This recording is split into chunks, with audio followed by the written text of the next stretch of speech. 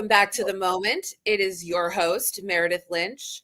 It is December 12th. I want to send a happy birthday shout out to my dad and Frank Sinatra. May he rest in power. Rebecca Senanez is with me as always as my wonderful co-host, and I'm so excited. I call her a friend of the show. I call her a friend in real life. Karine Jean-Pierre is here with us as our guest co-host. Hi, guys. Hi, everybody. Good. So excited you're here. Look at that lipstick. Give a shout out to that lipstick. That lipstick is like whatever the correct shade is what is happening there. Yeah, thank you so much. I appreciate it. I appreciate that. I was hoping it would work, and it did. It worked. Wait, with your dad's birthday, your dad's birthday is shared with Frank Sinatra. It's not Frank Sinatra is related to you. It's your dad's. No, it's okay. What if my dad was? I really like my dad, but if I had to pick a backup dad, Ronan Farrow, I would do the same thing as you. I was just gonna say you and Ronan Farrow are. I can see it. I can see it. I can see the relation. The relation there. I could see. Yeah. Well, yeah. That'd be great. She needs no introduction, but I'm going to give her one anyways. Karine Jean-Pierre was the White House press secretary and senior advisor to former President Joe Biden. She's worked in senior communications and political offices in both the Biden and Obama administrations. Prior to her time in the White House, Jean-Pierre was the chief public affairs officer for MoveOn.org. Karine is the author of a memoir, Moving Forward, and the recently published Independent. She's a graduate of Columbia University. Karine, welcome back to The Moment. Thank you. Thank you for including me, having me back. It's great to be on with the two of you. You know, I'm huge fans, so thank you. Oh, also say for the record, Karine is also just like a uniquely kind person. Oh, you know, I've met so many people in media and politics that I'm like, oh, you make me feel awful. And Karine is like whatever the opposite of the feeling of that is. Like it's an unexpected. It's like almost unexpected how lovely Karine is. Oh, thanks. Well, you know, there's nothing. It costs nothing to be kind. Truly, it costs nothing to be kind. Don't be walked over. You know, don't kind of stand your ground and don't let people think you're a pushover. But kindness takes nothing, and it pays. I mean, it's free. It's like it costs nothing. You know, more of us need that, including President Donald Trump. This week, the U.S. has major escalation of tensions in Venezuela. The U.S. seized an oil tanker. The U.S. in Venezuela, this is after, bombing boats in the Caribbean. The U.S. says they took the tanker because it was going against sanctions against Venezuela and Iran. Venezuela says, like, what are you guys, a bunch of pirates? We're basically operating like the Houthis down in the Caribbean, as far as I can tell. So my question to the group that I genuinely cannot figure out, and I keep on listening to other people's podcasts, what is the fixation with Venezuela? Like, what do you why do you think the Trump administration is so fixated on Venezuela? Is it oil? Karine, you tell me what's going on. I mean, he's a grifter. It's all about making money. If you look at how much money he has made in just the 11 months since he's been president, it's all about his bottom line. That's what it is. If it leads to him making more money, then he will do it. And that's how he is using the office. It is, he's not a conventional Republican, right? This is not normal. This is not normal behavior. No other president, whether you have a D behind your name or an R behind your name, would do such blatant, take the office in such a disregard and make it about yourself and your bank account and do it in the most egregious way. And he is empowered to do it. He clearly is empowered to do it. To him, it's all about the money. He's a grifter. This is the biggest grift, which is being president of the United States for him. Yeah, I know. There's the East Wing is lying in rubble. So I feel like I didn't even like Venezuela was like very much a story about a foreign country during the Biden administration. You know what I mean? Like it wasn't in tension with the United States. Can you like remind me? Can you give me context for like what our relationship with Venezuela was just a few? I mean, it's basically look, it's basically what you just stated. What we're seeing being done by this president is unusual and dangerous and crazy and insane, and it should be written as such, and should be called out. These are things that one of the things that President Biden used to say all the time was once he came in, he had to redo the relationships with our allies, with our partners, because of the damage that was done from the first Trump administration. And a lot of those partners and allies that we had, he would say this. He would say, look, they didn't even trust us. He did the work to mend it, but they didn't trust us that Donald Trump would come back again, right? They didn't trust it if like this, we wouldn't go back to what it was before, and we had to work really hard with those relationships. And it is because when you are president, you're trying to do it, or you should do it, and you do it for the betterment of the country, for the American people.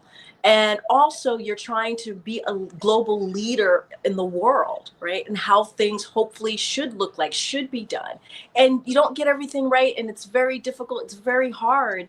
But to lean in and do what Trump did, it's undoing relationships that we do. It's really breaking protocol and how the United States used to behave and do things. And so it's just insanity. It's sanity. We have no business being there. What are we doing in the Caribbean? What's happening? Like, why? I also feel like this is going to be the kind of thing where it's like Freakonomics. Like this week, a friend also sent me an article about how we're doing data collection of tourists now to look at their social media. Oh yeah. And I feel like when I see these stories, I think, okay, like there's this like short-term like intensity that we're seeing, but I also feel like in 20 years from now, we're going to be like, oh, look at like this hole in our economy that like has to go back to what is happening now. You know what I mean? Yeah. Like I can't imagine this isn't going to have like long term. Here's the thing. You look at Project 2025, 50% of it, close to 50% of it was done by October. And a lot of the damage that's been done, whether it's federal agencies, whether it's undoing policies or hurting our relationships with partners and allies across the board, across the world, it has taken us back 40, 60 years. A lot of things that we're seeing has taken us back 40 to 60 years. So what happens to the future is when things are certainly broken like this, what we're going to have to do is reimagine how do we rebuild things, reimagine how do we do things. And now we can't even build it back the way that it was before. You look at the Department of Education. It's gutted. It's completely gutted. And you can't do it the same way because obviously the system was fundamentally broken. But things that were protecting us, our freedoms, our democracy, has been undone. Yeah. Super bummer. I mean, it's like you're like, oh God. I'm sorry. Yeah. That's a great bummer. No. I mean, it's the truth. It's true. Yeah, I mean, this is why you all are having this conversation. This is why the moment exists. This is why you guys talk about the hot topics. These are things that we need to talk about and educate people and make sure people are aware. And you can't turn it off because you can't turn it off. Yeah. You can't turn it off. Yeah. Yeah. Well, speaking of not turning things off, it was a busy day yesterday up on the Hill. Okay. Sure. So Congress had sort of this split screen day. The House overwhelmingly passed a $900 billion defense policy bill that includes troop pay raises, renewed Ukraine aid, and major procurement reforms, sending the package over to the Senate. But over in the upper chamber, senators rejected legislation to extend the Affordable Care Act, which means those health insurance premiums are going to go up. So I actually am here in DC. I was up on the Hill yesterday, hearing a lot, seeing a lot. A lot of holiday parties going on. I can tell you that. But also, Yes, that's true. like, I know I was like in the elevator and this guy's like, well, we got 8 holiday parties between now and tomorrow. And you know what, sir? I actually really liked your voice. So that was a compliment. That impression was a compliment. But I think it was kind of crazy to watch I was watching on C-SPAN right before I went up to the Hill. The Republicans tried to pass this thing that would have given people more money for their HSAs. So like that was their solution to the problem, right? Like, how do we give more money to HSAs? And I then met with Representative Jimmy Gomez, who's from California, and he brought up this great point to me, not that it passed, but he was like, a lot of people don't even have an HSA. Like, right. savings account isn't something that everybody has. And it's I also was something just gonna say, I don't have an HSA. Like, right. And then the other piece of it is like, even if you have one, I've been balling on a budget before. I don't know about y'all, but I've looked at the beginning of the package and gone, I'm not putting money into the HSA. Like, I I'm not don't have one. It's like, yeah, like I got bigger fish to fry. Right. And so I think it was this very interesting thing. But then, of course, we saw then the Democrats had theirs and that did not pass. Although we did see Senators Hawley, Collins, who else? Sullivan and Murkowski all voted with the Dems. And so this is a question that I have for Karine. Yeah. Do you think, like, when a Susan Collins gets up and votes that way and votes with the Dems, that she's like, oh, I really believe in this package and I would love if it passed? Or is she voting because she wants to send the message to her constituents in Maine, like, oh, I really wanted it, but knowing like it's never going to have the votes to pass. So I look good on every level. Yeah, look, politics isn't everything that you see happening right now, so unfortunately, and I think that's why people feel very disillusioned in this moment. And look, as you were speaking, Meredith, and talking about what happened yesterday, it brings me back to the shutdown, right? That and it really angers me because the 8 Democrats in the Senate decided to move forward and end the shutdown when the wind was at their back, right? They came out of a successful election in November where they just won across the board, that Republicans were losing. People were actually seeing the shutdown being at the foot of Republicans.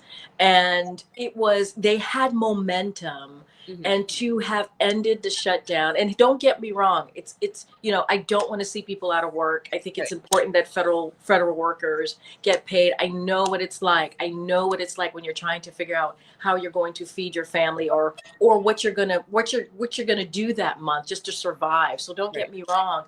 But they had the momentum. They had, I believe, and many people believe, that the backs of Republicans was up against up against the wall, and they cornered them, and we were headed into Thanksgiving, and they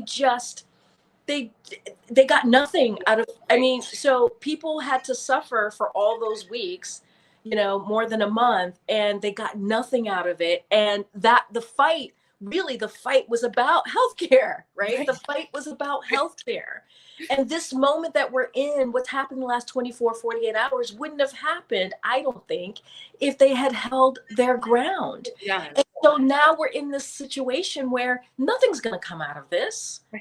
Right. Everybody knew this was not going to go anywhere. No. Right? Like nobody was like, yep, this is what's going to save the ACA subsidies, this vote. No, exactly. And where was the fight? I mean, they had it. They had the win at their back.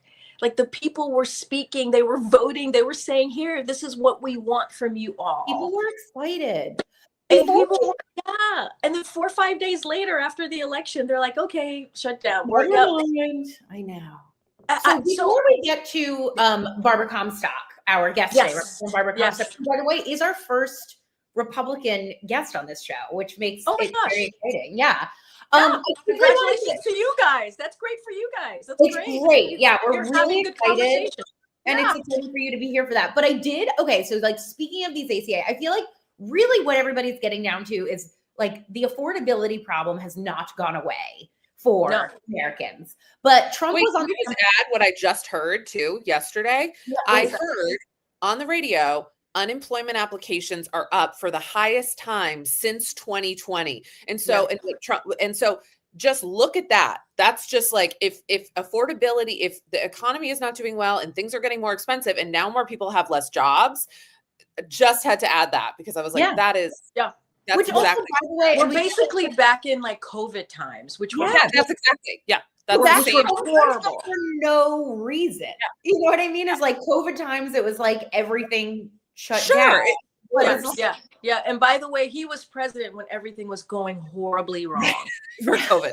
But Rebecca, I cut you off, but I just had to throw that in. That's a perfect. That's exactly right. But I just wanted to play us a clip. So Trump is like back on the campaign trail. Susie Wiles says he's on, going to be on the ballot in 2026.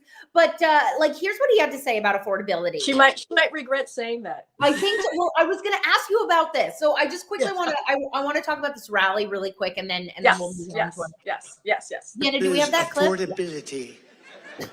So they look at the camera and they say, "This election is all about affordability."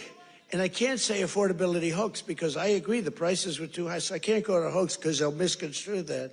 But they use the word affordability, and that's their only word. They say affordability, and everyone says, oh, that must mean Trump has high prices. No, our prices are coming down tremendously from the highest prices in the history of our country.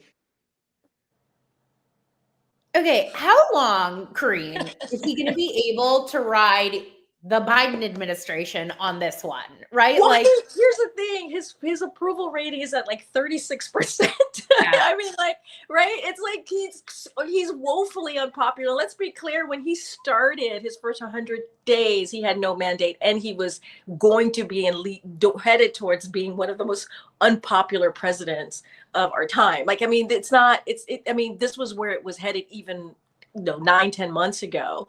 I mean, look, it is an easy talking point for him to go after the Biden administration. That's what he does. That's what he, that he goes after his political rivals. There's nothing new. It's the same old, same old. But also, he's, like I said, he's unpopular. We saw the results in November and what people are saying. You see 7 million people coming out for the No Kings rally. People are not stupid, right? They're seeing what is happening. And around the holidays is one of the moments where you see prices are up, cost is up. And so I think I suppose the reason that he was doing a rally in Pennsylvania in December of 2025 is because of that, is because his polling is bad. The messaging is, they need better messaging, or, you see what happened about affordability. I mean, Democrats ran on affordability across the country. That was something that actually resonated. And so now they have him out there speaking, but it's not gonna, I mean, people see right through it. And I do think in November of next year, post midterm election, they're going to regret saying that he's on the ballot. I agree. And it's going to blow up. I mean, people are responding and saying and this is too much. This is too much. I also think the worst thing presidents do, I think presidents want credit for economic gains, and American people, like, nothing is more maddening if you cannot pay your bills than having a president say, like, prices are down, the economy is good. It's like, the American people I hate that. I'm like, what do you mean? I'm tired. Yeah, and to be fair, we did the same thing, right? But we were looking at the data and we were saying, look, the economy is better. Here's where we are. We're not where we were a year ago. And while the data was, we didn't hide the job numbers like the current administration. You didn't fire we did do those things. We actually were very honest about what was happening and what was going on. But what was happening is that people weren't feeling it, right? They weren't feeling in their pocketbook how the economy was changing and making their lives a little better, because even though the prices went down, they were still higher than they had expected it to be, or when it was before COVID, or all of those things that really made it very scary for people on affordability. And I think this is why in this past election cycle in 2025, Democrats were able to talk about affordability. They were you saw that just across the board about the importance of making sure people can pay their rent, people can put food on their table. But this administration has just turned the clock backwards, sadly, as you were just saying, Meredith, as you were, talking about where the economy is right now with unemployment. But it is a messaging. We even had that messaging issue when we were in the administration, and it's hard to break it through. It's hard to coin that and make sure that people understand that you're doing everything that you can for them. It's such like an emotional, I think that's part, it's like, it's so emotional for people that it's like reconciling data versus like, hey, I can't afford the base. Like I have this sometimes where I'm like, and we saw. To add one thing, because we have a lot of young women who listen to our show, and anytime you start a new job, I want to let you know you can always blame the last person, but you can't do it for like that long. You can, you can go like 6 months being like, oh, it's just like Debbie, the accounting was crap with her. If it's like 2.5 years in and you're still blaming Debbie, people are going to start to notice. You're like, there's a window, folks. There's a window. That's right. There's a window. That's there's right. A window. Yeah. I mean, Well, let's bring in our new guest, who I want to talk about the Republican Party that she not has left, but the Congress that she left. We have with us former Representative Barbara Comstock. She is a former Republican member of Congress from Virginia. She served in the Virginia General Assembly, at the Justice Department, and as chief of counsel to the House Oversight Committee, which is an interesting place to be now. She's been recognized as one of the most effective lawmakers in Congress and now serves as an ABC News political contributor, offering sharp analysis on the future of the Republican Party and American politics. Welcome, Representative Barbara Comstock. We're so happy to have you. Ooh, you're on mute.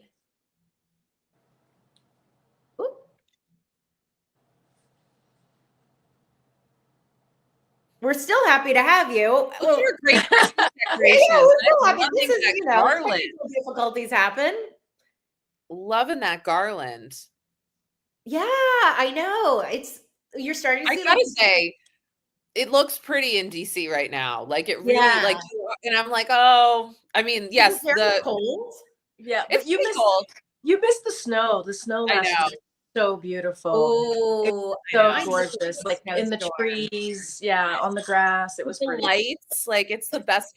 I will say, I did go to Georgetown yesterday, and so many National Guard. Okay, I unmuted my mic. Is that sorry, this is a new system for me. So happy to have you. Welcome to the moment.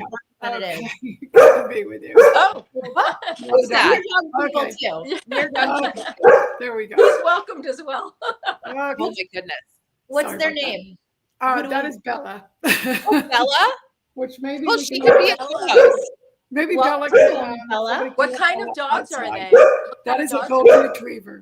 Would you like me to let her outside? Golden retrievers are the best. She's welcome here. I will go let her outside. You got it. Golden retrievers. Go let her outside. Right? Oh my gosh. Love a golden retriever. Yeah. Oh my God. They're the sweetest. And they're always smiling.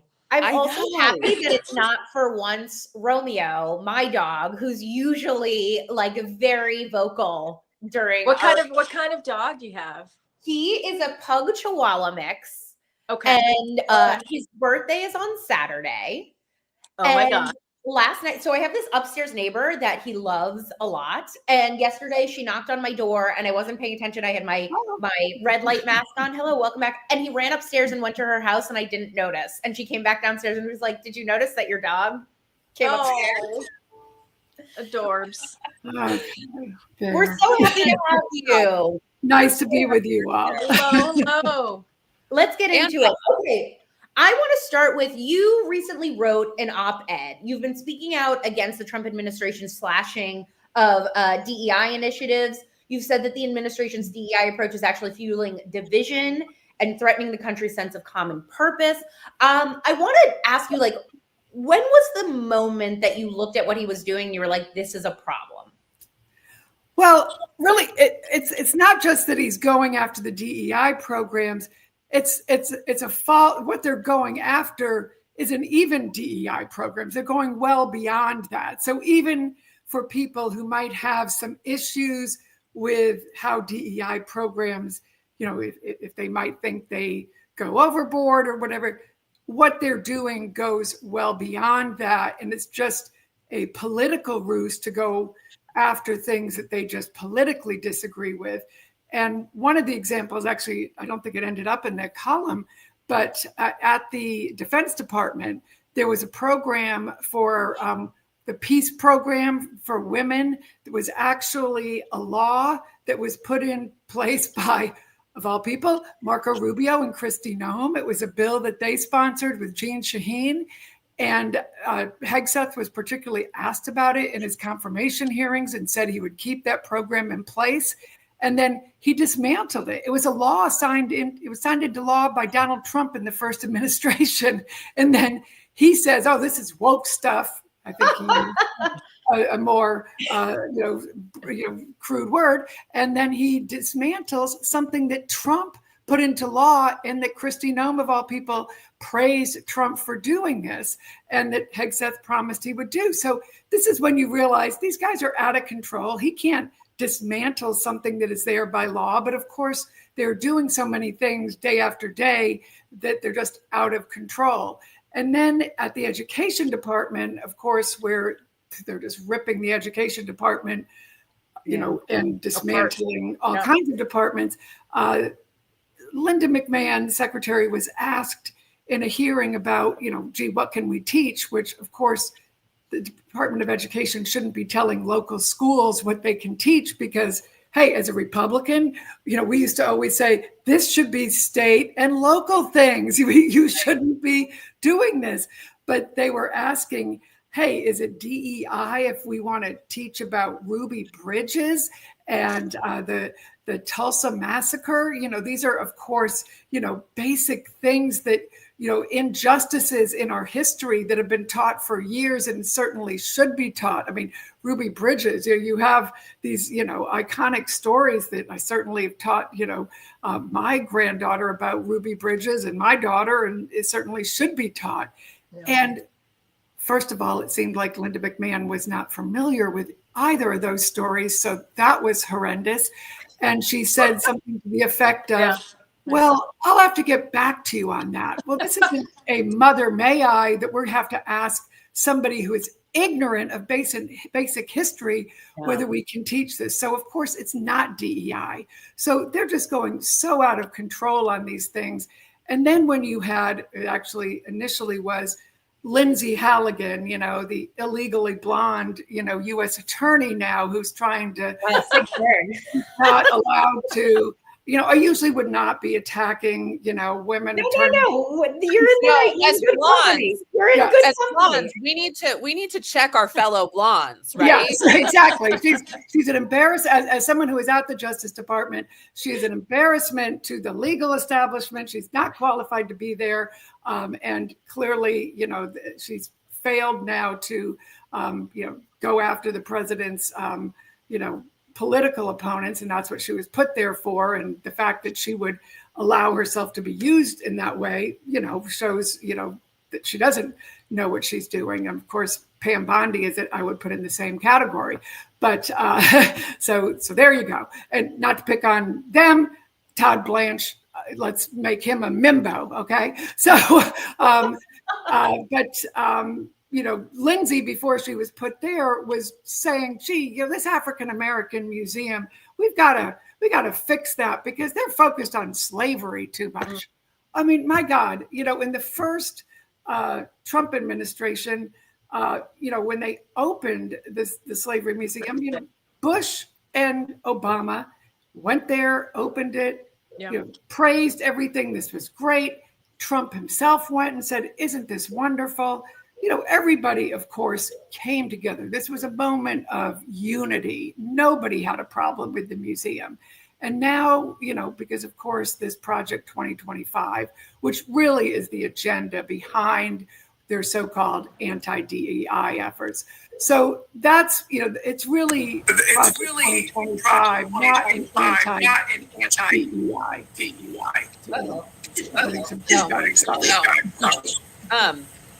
You have an echo. Figure it out. Can you guys hear me? We can. We just have a little. But we also can't. See you. Oh, I'm here. It's weird. It just went out. I don't. Vienna, do you want to mute for 1 second? Yeah, sure.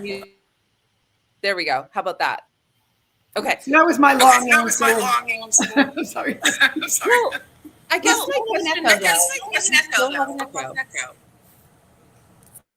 I'm trying again. How about now? I think Karine might need to leave and come back in. I think that's probably. Yeah, let me come back because I don't know what happened. Well, here's one question that I have for you, Representative Comstock. So, you bring up these examples of this is something that Trump signed into law, or Trump went to the museum and said it was so wonderful. It feels like we have a very different. I didn't like Trump in 2016. I don't like Trump in 2024, but I think we have a different Trump than we had 8 years ago. And I'm wondering, most people don't change this late in life, we kind of develop our personalities. Is not when they have a change of heart. So I'm kind of wondering, what do you think happened? What has happened to Trump in these years? Because he is worse than he was, and he is making these changes and now has issues with these museums that he used to love, or doesn't like these bills that he signed in before. Well, I do think this is the real Trump. I mean, if you go back in history, the Roy Cohn Trump, in his first administration, he had sort of, I didn't support him. I didn't vote for him in 2016 or any time. But in the first administration, he did have more normal Republicans around him who did. They passed things like, and Kristi Noem and Rubio used to be more normal. I sponsored that bill that they passed. So there were more traditional Republican things that were done. And you had people there who were still trying to do the kind of typical things that, Republicans weren't doing these kind of outrageous things. Then certainly we got attacked anyway for doing some of these things, but it wasn't the kind of just blatant, Charlottesville was, and certainly many of us attacked that at the time. But now it's all wheels off. The racism is just out there blatantly. The misogyny is just. I thought it was there from day one, but it is every day. The attacks on the reporters, it's just constant, never stopping. So I think this is the real Trump. He feels liberated. The fact that he came back from the dead makes him feel like, hey, they love me the way I am. And so now, and the people around him do not, to be there in the White House and to remain is to allow him to be himself, because the first term, the people who kept getting fired were the people who were trying to contain him and say, oh, you can't do that. You can't do that. And, like the people who said, you can't say that, what he said after Charlottesville, those are the people that went by the wayside. So the reason he's doing this now is because, he wants to be himself. It's the real him. You got to give him credit. Brene Brown always says, show up with authenticity at work. At least he's showing up with his most authentic self. And his authentic self, I know you were mentioning he was at 36, but look at the economy. They've let him do his tariffs. Yep. It's a Republican who's always been opposed to tariffs. Tariffs are taxes. I'm not a big tax person. This is, and now the Tax Foundation, a Republican group, has said this is the highest tax increase that Republicans have ever supported. On the economy, he's now at 31%. So he has embraced his, he loves tariffs. He said that up in Pennsylvania. You've got a tax cutting governor in Governor Shapiro, one of my favorite Democrats up there, love his tax cutting. And if you're a Republican, that district he was in, a freshman Republican is going to be on the ballot next year with a tax cutting Democrat governor. And he stood there with having voted, hey, I'm all for this guy's tariffs that are killing our economy, 31% popularity for his economy stuff. And I'm embracing these tariffs, the highest tax that has ever been put, by Republicans. I never voted for a tax increase as a Republican, and I sure wouldn't want to be on a ballot with a tax cutting Democrat. The only thing I can say to Democrats is, boy, get out there and bash these tax increasing Republicans as much as you can, because that is not what Republicans are supposed to be for. And my former governor, George Allen in Virginia, he's on the Supreme Court case brief saying these are tax increases and that they are, unconstitutional. So you've got lots of Republican support behind you. Well, I feel like speaking of which, I want to talk to you about the future of the Republican Party, because it does feel like since the shutdown, we're seeing, and maybe it was already there, but we're seeing almost like a reshuffling. And I feel like the most obvious of this is Marjorie Taylor Greene, who went on 60 Minutes, and I just want to play a clip from that, how she sort of described these factions, and they want to ask you about it. Fiona, do we have that clip? MAGA? I am America First. And that's not the same as MAGA. MAGA is President Trump's phrase. That's his political policies. I call myself America First. But you're not saying you're MAGA. I'm America First. Yeah. So this to me was some really interesting rebranding. And it really said to me, in 2026, 2028, maybe we're going to see a Republican Party that's America First and MAGA.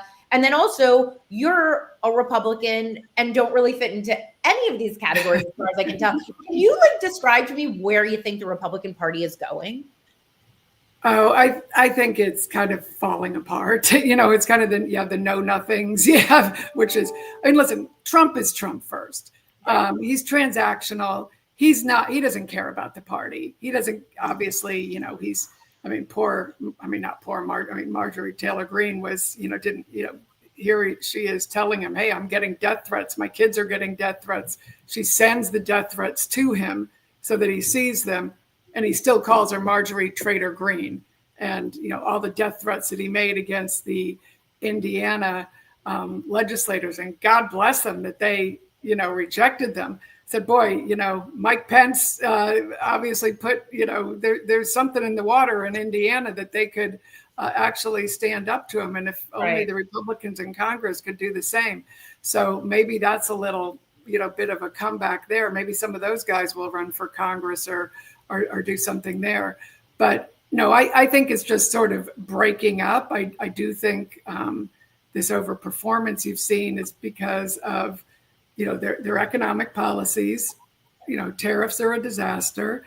This isolationism, the America First isolationism, I totally oppose as a Reagan Republican. So, Democrats are more representing my sort of Reagan NATO support. I think Marjorie is wanting to get rid of NATO and things like that. Trump is now, more on the side of Russia, so that our allies aren't even sharing, intelligence with us to some extent now. So that's certainly disturbing. His foreign affairs team, whether it's Tulsi Gabbard or Hegseth, or it's a troubling team, and they've sidelined Rubio, who's kind of put whatever he's doing, it's kind of whatever Rubio's doing. He's changing fonts. He's changing fonts. That's how he's worried about the fonts now. But he's not. Why we have Kushner doing Rubio's job and why Rubio is allowing that to happen is kind of a sad state of affairs for him. But no, I think the party's just kind of imploding, and I think what it's going to take is for them to lose the House, which I expect they will lose, but I think you're also going to have unexpected losses in the Senate. And I think until Trump just sort of, drags them down to the studs, they aren't going to rebuild. I think they'll be rebuilding on the state level where, you've seen some people like in Indiana where they say, we've got other things that we care about here. I think you'll see maybe some governors who might do some rebuilding, or some new people, on the governor level, the state level, who will say, I don't want to see what happened in Virginia, that just happened in Virginia, by following the MAGA, people off the cliff. I'd like to, be my own man or my own woman and my own brand and do my own thing. And what I think is the conservative, what meets the moment for conservatives. And I think that's where the party will rebuild, is at that state level, because on the congressional level, there just isn't anything really remotely happening right now, because they're just all afraid of Trump. And so until that sort of washes out, I think there's not a lot of hope there. You don't see any leadership coming from Congress. Yeah, that's what I was going to ask you, is who's next? JD Vance? Well, no, now the Democrats have to get their act together. I supported Abigail Spanberger in Virginia. Yeah. I was thrilled to see, she had a great campaign. I think, Cheryl in New Jersey had the same. And so I think people who will have their own brand like that too, and, puts together their team, I think that, solving problems, like I like Shapiro. He likes to get stuff done. I have family up there, I like when 95 fell apart and he got that built really fast, and he's really looking at I think earlier this week, there was a sit down with Governor Stitt of Oklahoma, Republican, and Governor Shapiro talking about energy and what we're going to do about energy. And they were talking about data centers too. I work on that, full disclosure, but they were talking about the economy and energy and how we're going to win the AI race. But it was like really practical stuff where when you were listening to both of them and they were talking about jobs for their states and more energy for their states and what they could do for sort of the 21st century economy, you almost wouldn't have known which was a Democrat and which was a Republican. And then, to go back to Shapiro too, you can tell I like him a lot, but he was also doing an event with Governor Cox from Utah, and the two of them were talking about civility. And again, you had two people who were like, isn't this nice? This is what people want. Two smart people who you could sleep at night with either of these people governing the country, or having cabinets that are made up of Governor Cox's and Governor Stitz's and Governor Shapiro's, Governor Sherrill's, Governor Spanberger, and we could all rest easy with any of those people in charge. And it would be nice, I think, if we started, getting people like that back in charge. Yeah. Look, Congresswoman, I just wanted to ask you, and I agree with you. I think you saw what Democrats were able to do in New Jersey and, in Virginia, and it was really grassroots, talking directly to the American people. And it showed, I think, how Democrats can be a big tent party, because each of those races were different than the other, right? It's different. It's just a different state, different place. And so you have to talk to people so you meet them where they are.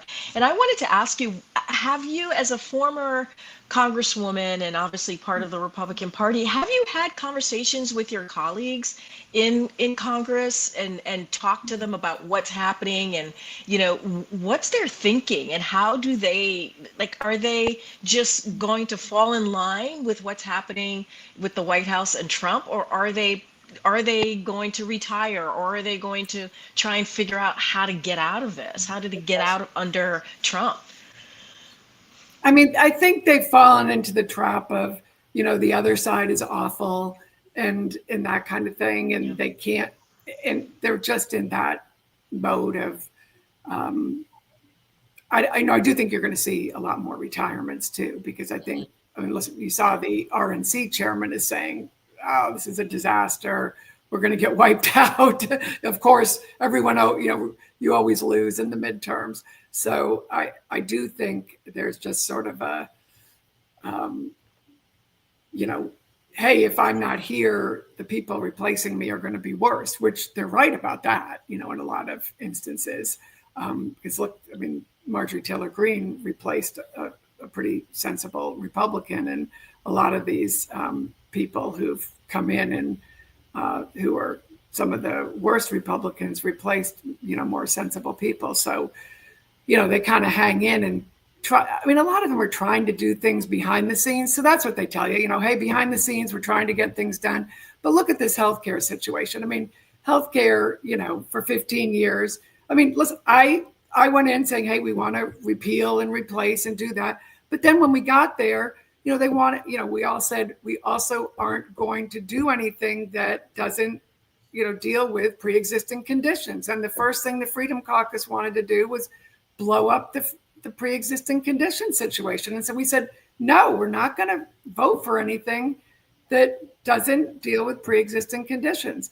So I voted against the Republican repeal, just like John McCain and Susan Collins and Lisa Murkowski, and there were 17 of us in the House, because ultimately, when it came down to it, you can't, you're not going to leave people worse off than they are. You don't, it's life and death healthcare. It's not really a red and blue issue. You got to have it better than what the situation is. And for 15 years, Republicans haven't been able to come up with something better. And the fact that Republicans can't, at this point, by Monday, say, hey, we haven't come up with something better, so we have to do an extension, at least of what we have, whether it's for a year or 2 years while because we're in charge. You cannot say to somebody who's pregnant or getting cancer treatment or whatever the situation is, because they're in your family, they're in your district, just like they're in Democratic districts. Right.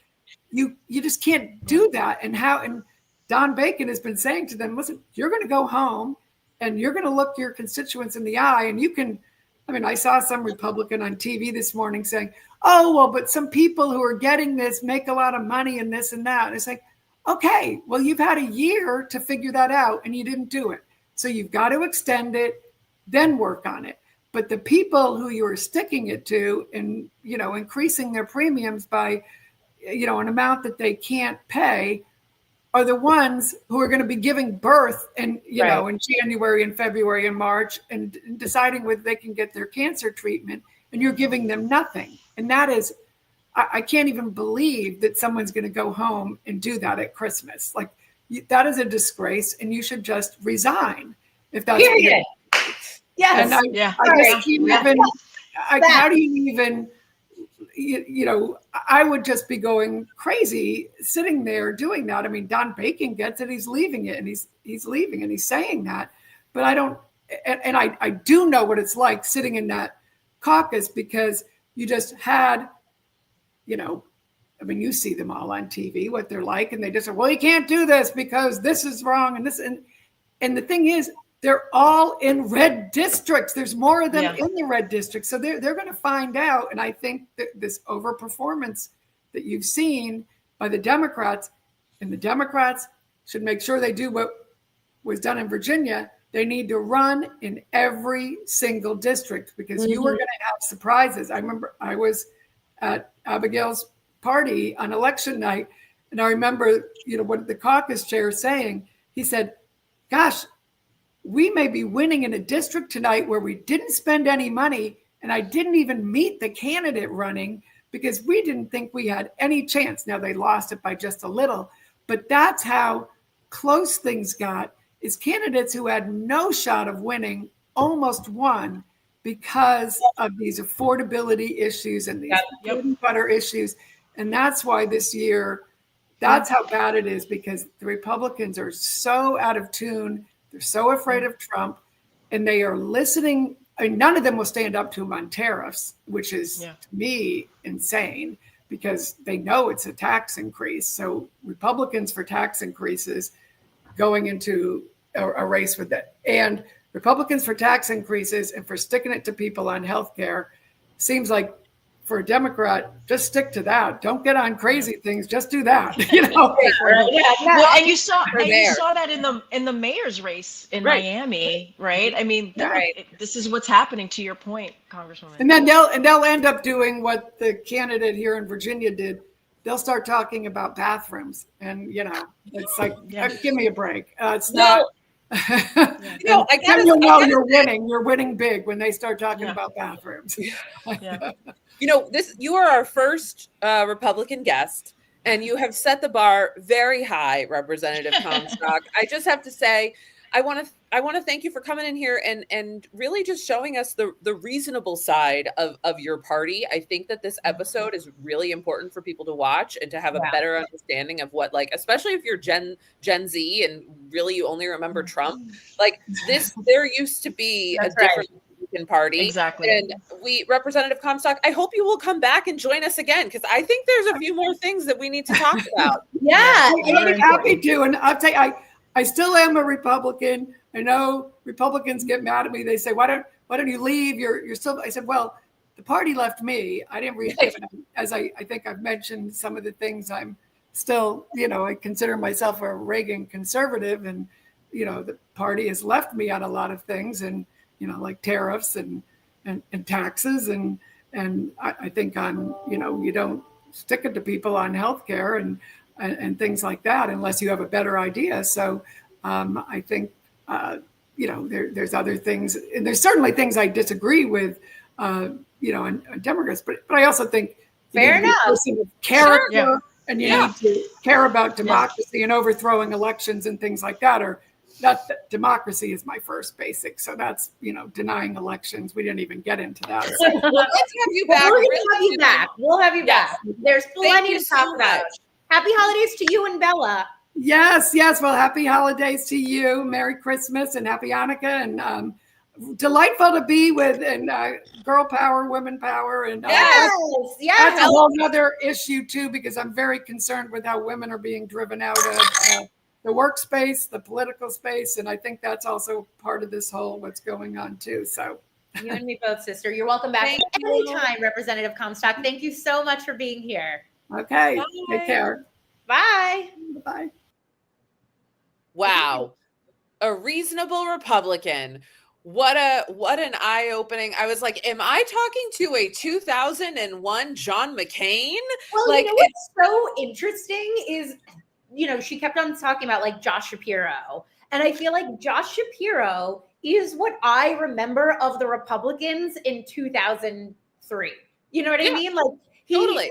Like, I know that he's a Democrat, but it's like there is, and I think Karine might have had some technical difficulties, but she talks about this a lot. It's like, it does feel like there's just a complete reshuffling of like what used to be Republican is now centrist Democrat, and MAGA is its own thing, but America first. And then there's the Democratic Socialists. It's like, it's such a remix of everything. But the way she was describing her affiliations, I'm like, it's so interesting. Josh Shapiro, like it makes total sense that she loves Josh Shapiro. He's what I remember of the Conservative Party when I was in high school, Yeah. Well, I gotta ask you, what's having a moment for you right now on this wintry week? Well, I guess for starters, it's not wintry here in LA. It was 82. Yeah, okay, show off. Okay, what's having a moment for me is this new ad campaign for the new A24 movie Drama with Robert Pattinson and Zendaya. And part of what they did was put a marriage announcement in the Boston Globe. And like, what's clear about their ad campaign is this is a story about like a classic Boston marriage that seems to have gone totally awry. And what I love about this marriage announcement is I'm like, yeah, I know exactly this couple. He's like a handsome intellectual. She's like a beautiful, cool girl. They look so cool. And I think that probably the movie is about how, like disastrous on an epic level their marriage actually is. But I just thought that was such a clever ad campaign to put a marriage announcement in the Boston Globe as if they were that couple. So that had a moment for me. It's good marketing. I also will say, like, even though A24, like, mixed feelings, whatever, but like, as we talk about how like, oh, nothing good gets made anymore. Rush Hour 4 is coming. So what? But I did have this feeling of like, people are going to continue to be creative. Like, that's kind of how, when I saw it, I was like, this is not your regular marketing campaign. Like, this is so cool. It's so clever. And It makes me excited to print journalism. It's using print journalism, which is really fucking cool. and like giving like local, like you and I both have spent time in Boston. It's just so I'm like, so I know Boston. exactly who this couple is. And the fact that they got it so well says so much about the story. I remember, this is 824. I remember hearing like some, panel talk with the executives of 824, and they said something to the effect of like, people used to get into the movie business not to be billionaires. They got into it to have like do cocaine on a boat money. And they were like, A24 is a bunch of people who are like, that's the kind of money they want. And like, they're not making zillions of dollars. They're not, Jeff Bezos. They're making do some cocaine on a boat money. And that's why they make fun stuff, is like, they're not going for like mega ultra box office hits. They're going for things that like do well, that are fun, that are cool. And I thought it was such a good ad campaign. Whoever came up with that just like had their finger on the pulse. Yeah, that's kind of like, I feel like all I'm looking for is like smoothie money. Like, I want to be able to like get a smoothie, and like that's a step below cocaine on a boat, but it's like, I want to be able to go. So I went to Life Alive today, and I ordered an acai bowl, and I was like, God damn, that's expensive. But I was like, listen, this is, that's what it costs to eat like that. I ordered 2. That's why it was so expensive. That's why it was so expensive. That's the thing about the affordability crisis that I think is really, really tough, is people keep ordering 2 of everything. They're well, just like, maybe it's that. But like, I think especially with millennials and Gen Z, I think that we're like, or at least I feel, I'm like, I don't want luxury. Like, I don't need to have, a house in the Hamptons and like, I just want the basic levels of comfortability. And even I'm doing, much better than lots of people. But my point being is, I feel like when we talk about affordability, it's about like, truly, like, we just want the basics. We just want to be able to like not my acai bowl that I have, once every 4 months. So I'll tell you what's having a moment for me. Tell me. Let's get physical. I was up at the Hill yesterday in one of the buildings where it's mostly representatives have offices. And I saw a sign for a gym that's the staff gym. Okay. It's called House of Reps. Oh my God. Wow. What a bunch of losers. In the Rayburn building. Yeah, go do pull-ups in your jeans. I know it's just Sean Duffy and RFK Jr. in there, like growling at women. Like, but here's the funny thing. Because I'm always gonna do my research here. So I Googled House of Reps because I was like, oh, like maybe this has just always existed, and they're going to be like, actually, Meredith, this dates back to the Clinton administration. Yeah. Right. But I really can't find, like, they basically call it the staff gym. So I think this is my opinion. I think someone has rebranded this as House of Reps. Like, it's like there is like inside those buildings, there's like a barber shop, there's like a lot of different stuff, which like great, right? And I think it's like, I'm not hating on having an office gym. I'm not anti-office gym, but I'm like, that like Sean Duffy got this sign printed and then sent a staffer down. It was like, just put it in the hallway and see if anyone takes it down. Like, let's just see what happens. House of Reps. I'm obsessed. So I also feel like, yeah, go ahead. I feel like, like Chuck, I'm remembering Chuck Schumer going on a bunch of interviews and being like, when you go into the gym with the Republicans, you can really talk to them. Like they always reference the gym as a place where they're like able to find like bipartisanship. And just now knowing that it's the House of Reps and imagining Chuck Schumer and like, Ted Cruz being in there with RFK being like push-up competition.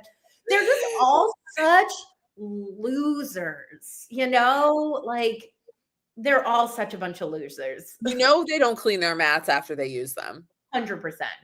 100%. Like, honestly, I give the folks, people probably come in and clean that place every night, but I'm sure there's damage that's being done during the day. So anyway, imagine I the just want grunting. to throw out there, I bet not one woman, like the women go in there, maybe use the treadmill, and then they're like, I got to get out of here. Like, imagine a woman being like, yeah, I'm going to the House of Reps, like, Oh, never, it's never. disgusting. It's like, let's think, who would go? Like, I feel Lauren right, Boebert. she's such a fucking pick me. She's Yeah. probably at the House of Reps, like, Yeah. just standing around, Being which I like, can't blame her. Like, don't touch those machines.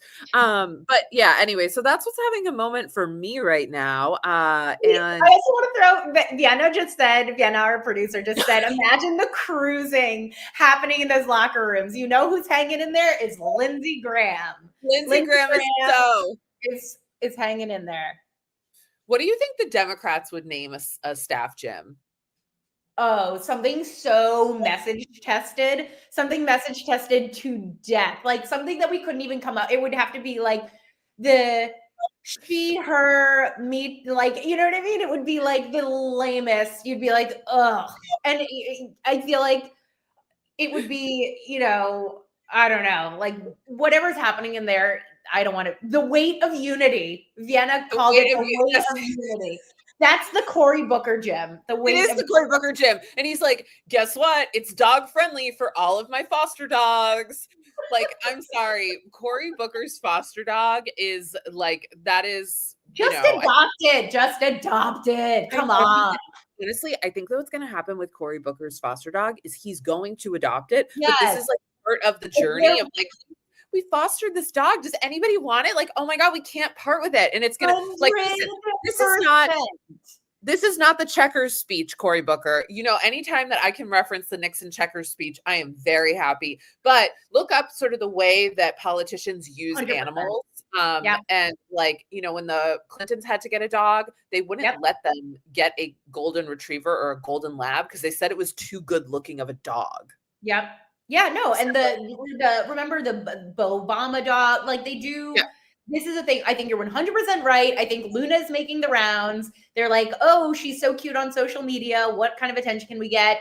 Do people like her? And then, it's going to become the senator dog. And we're going to see it like on the floor with him. It'll be like him like pondering off in the distance with Luna wrapped around his feet, Wait till they find Luna's old tweets. Luna has some really strong opinions about women's identity and women and transgender people in sports. Yeah. You guys, this has been so fun. I want to thank our guest, former Representative Barbara Comstock. I want to thank our guest co-host, our friend Karine Jean-Pierre. She will actually be coming back and co-hosting with us again. We can't wait to have her. As always, thank you to producer Vienna. This has been such a fun episode, and we will be back next Tuesday with, oh my God, so excited about this guest. Yes, Jodie Sweetin from Full House. And other things is joining us. She's also an activist. We can't wait to talk to her. She is like a true woke queen. Like she's out there. She got arrested on the 405 protesting the Roe v. Wade overturning, which was like a deep cut because nobody's out there. Yes. And I really just like, Jodie Sweetin for the win. This is a long show. We got to go, but I'm so excited for Jodie Sweetin because she puts her whole titties into it, Yeah. All right, you guys have a great day. We'll see you next week. Bye. Yeah. Bye.